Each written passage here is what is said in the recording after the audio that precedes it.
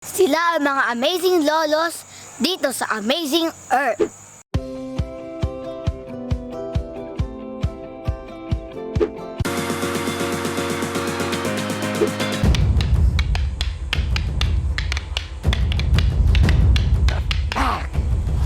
Yan ang arnis, ang pangbansang laro o national sport ng Pilipinas mula pa noong 2009. Ngayong hapon tuturuan tayo ng isang living legend sa Filipino martial art na ito.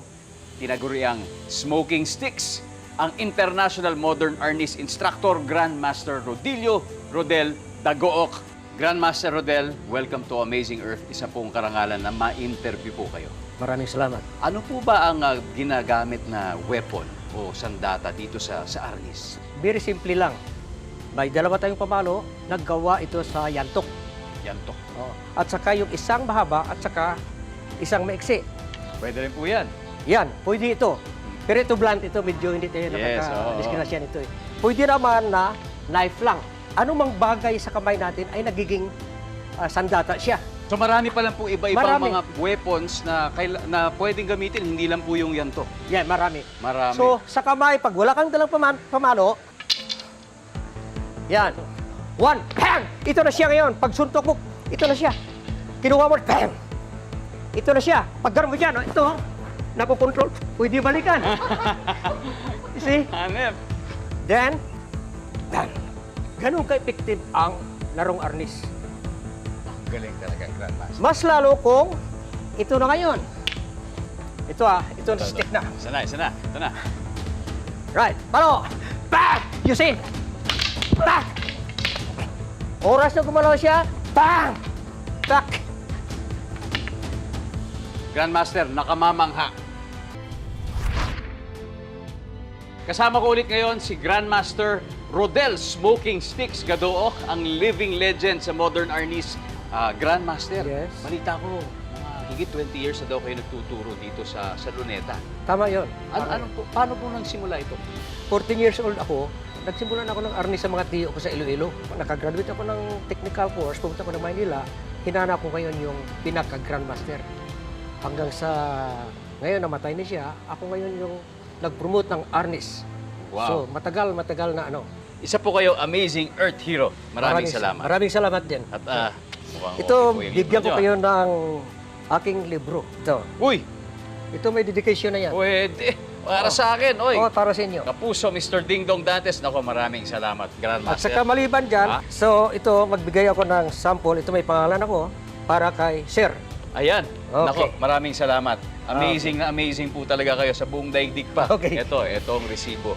At muli, makikita natin si Grandmaster at makakasama pa niya ngayon ang kanyang sparring partner na si Rolando Gomez.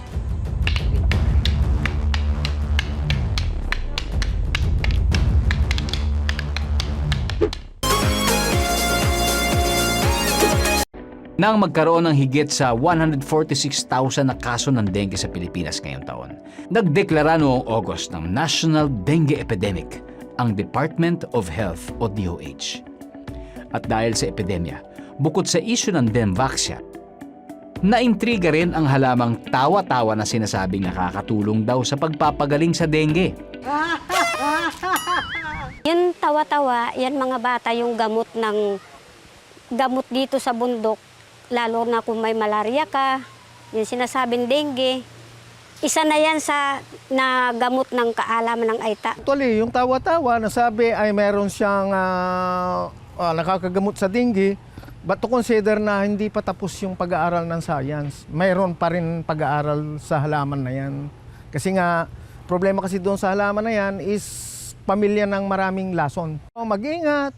Pangalawa, wag basta-basta. Kailangan ikonsulta sa may alam regarding sa halaman. Kaya kahit aprobado na ng Food and Drug Administration o FDA, hindi pa ito ini-endorso ng DOH. Dahil di tulad ng 10 herbal medicines na aprobado ng FDA, tulad ng ampalaya at bawang, hindi pa raw sapat ang pag-aaral sa tawa-tawa para matiyak na nakakapagpagaling ito ng dengue. Pero kahit na naintriga ang tawa-tawa, marami pa rin ang naniniwala sa herbal medicine. Siya si Dominador Liwanag o Papa Kasoy na isang Aita elder ng Ambalan Pastolan. Isa siyang jungle survival expert at isa sa mga tagapangalaga ng tradisyon nila. Para sa kanya, ang kagubatan ay isang butika. Ito, nakakita na ako ng kahoy na pandakaki. Kunin ko ito.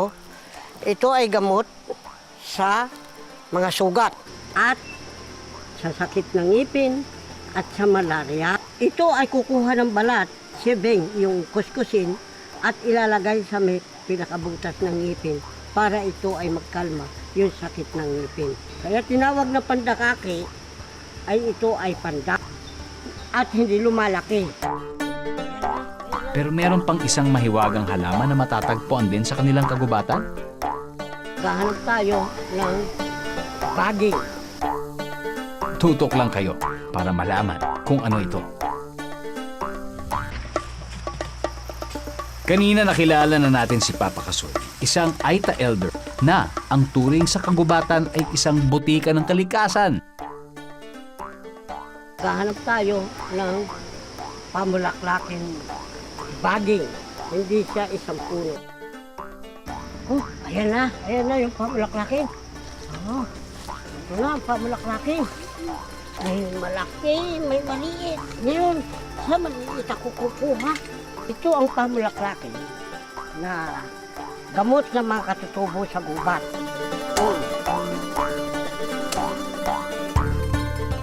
Kung ito ay sa bayan, ang tawag nito patak center. Ngayon, patak jungle. Kami mga ita sa loob ng gubat, walang bakuna. Ang bakuna namin dito nanggagaling sa mga tubig sa baging. Isa na itong pamulaklaking. Ngunit, pagdating ng panahon, ito ay mamumulaklak. Pagka namulaklak ito ang sisip-sipan ng bee para gawing honey. Ito ang isa sa pinakamaliit na pamulaklakin, baging, ay gamot sa sakit na leukemia. Sa aming mga ita, bagaman wala kaming karamdaman, may inom kami nito sapagkat para malalakas naman ang resistensya namin dito. Ginagamit po namin ang tubig ng pamulaklakin ay gamot po sa hika at gamot po namin para hindi kami kukuba pagtanda namin. Ginagamit ang murang dahon sa mga bata para mabilis agad maglakad. Itong pamulaklakin, hindi lang sa mga bata, kahit kami matatanda. Kaya wala akong nararamdaman na rayuma. Pag nakakita ako ng dahon nito na malambot, ginaganon ko talaga. Kinukuskus para makita ako, 63 na ako, wala akong nararamdaman. O sa mga ganito, sa bayawang. Meron nga bang medicinal value ang mahiwagang halamang ito?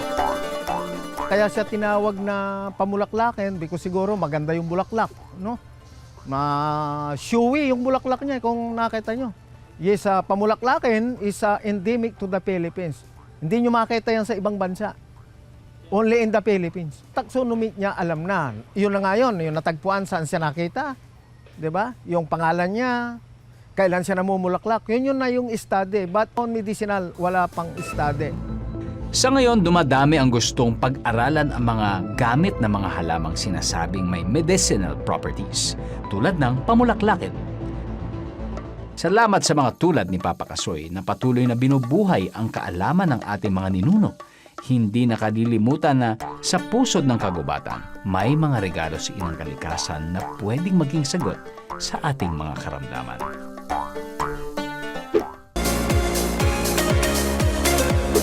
Wala namang pahipahinga ang isang lolo dito sa Tanay.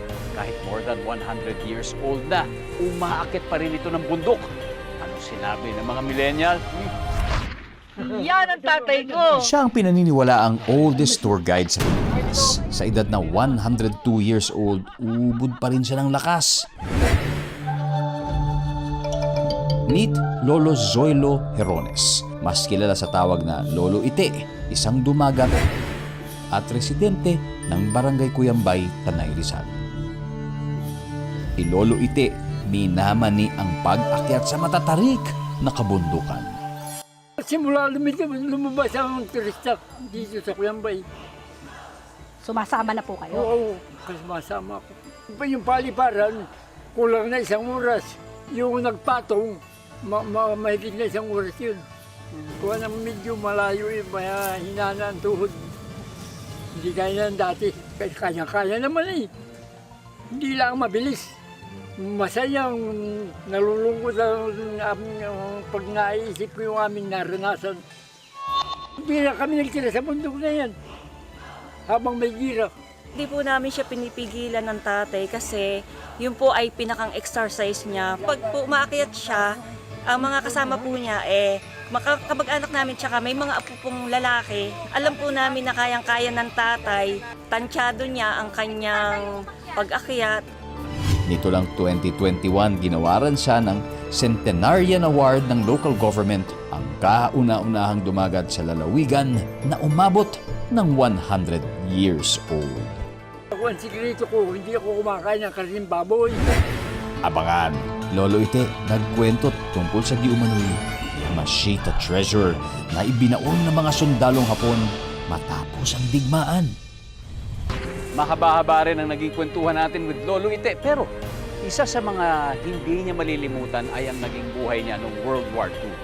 Kasama na dyan ang paghahanap ng mga taga-Tanay na di umano'y kayamanang itinago ng mga Hapon. Nang pumutok ang World War II noong 1941, 20 anyos lang si Lolo Ite.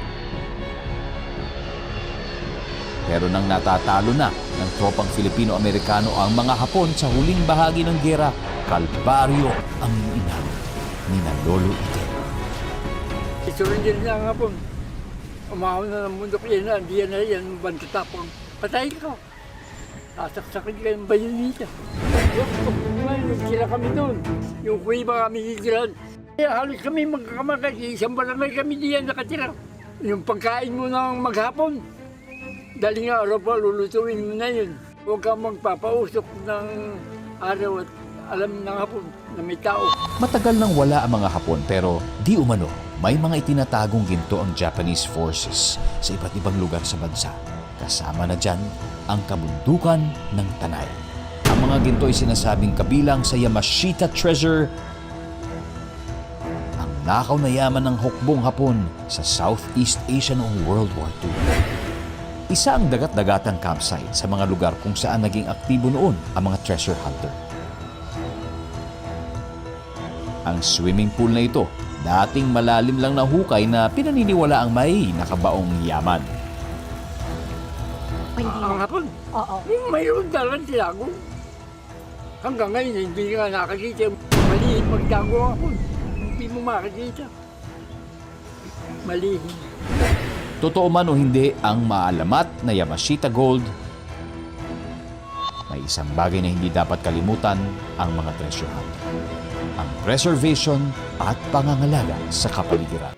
Kaya sa mga kapuso nating on the go, tutukan nyo ang live stream ng ating programa sa official accounts ng GMA Network, pati na rin sa YouTube at Facebook. At mag-comment din kayo sa ating mga kwentong amazing.